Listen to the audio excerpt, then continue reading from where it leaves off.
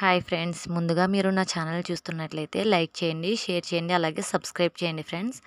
ముందుగా మనం కీరా దోస కుర్మాకి ప్యాన్ పెట్టుకొని ఆయిల్ వేసుకోవాలి. ఆయిల్ వేసుకున్న తర్వాత ఆనియన్స్ వేసుకుని అవి దూర రంగు వచ్చేంత వరకు బాగా వేయించుకోవాలి. నేనైతే ఒక పెద్ద ఉల్లిపాయలు ఒక 2 తీసుకున్నాను. అలాగే ఆనియన్స్ వేగడానికి ఒక 1 స్పూన్ వరకు సాల్ట్ వేసుకొని అవి కూడా బాగా వేయించుకోండి కలుపుకొని. తర్వాత మూత పెట్టేసుకొని ఒక 2 మినిట్స్ పాటు బాగా వేయించుకోండి దోరగా.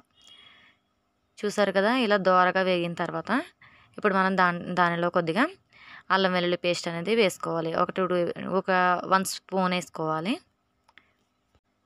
అది బాగా పచ్చివాసన పోయేంత వరకు వేయించుకోవాలి. అలాగే కొద్దిగా జీలకర్ర, ధనియాల పొడి కూడా వేసుకుని ఇవి 3 కూడా మంచిగా మిక్స్ అయ్యేటట్టు కలుపుకొని మంచిగా పచ్చివాసన పోయేంత వరకు కూడా మంచిగా కలుపుకొని బాగా వేయించుకోవాలి. పచ్చివాసన వచ్చిందంటే మాత్రం కూర టేస్ట్ పోతుంది.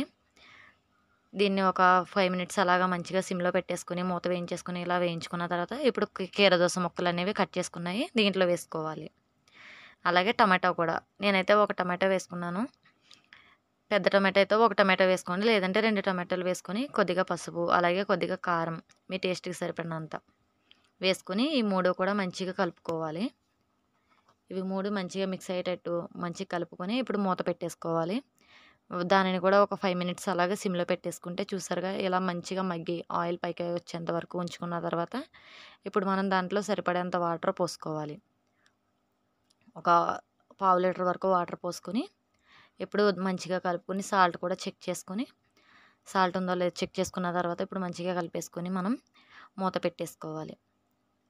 అలాగే మీ దగ్గర కొత్తిమీర ఉన్నట్లయితే కొత్తిమీర కూడా కట్ చేసుకొని పక్కన పెట్టుకోండి. చూసారుగా ఇలా దగ్గరికి వచ్చేసిన తర్వాత మనకి ఆయిల్ పైకి వెళ్ళిపోతుంది. అంతే, ఎంతో టేస్టీ మనకి కీర దోస కుర్మా అనేది రెడీ అయిపోతుంది. ఇప్పుడు గ్యాస్ ఆఫ్ చేసేసుకొని సర్వ్ చేసేసుకోవడమే. మీకు నచ్చినట్లయితే సబ్స్క్రైబ్ చేసుకోండి ఫ్రెండ్స్.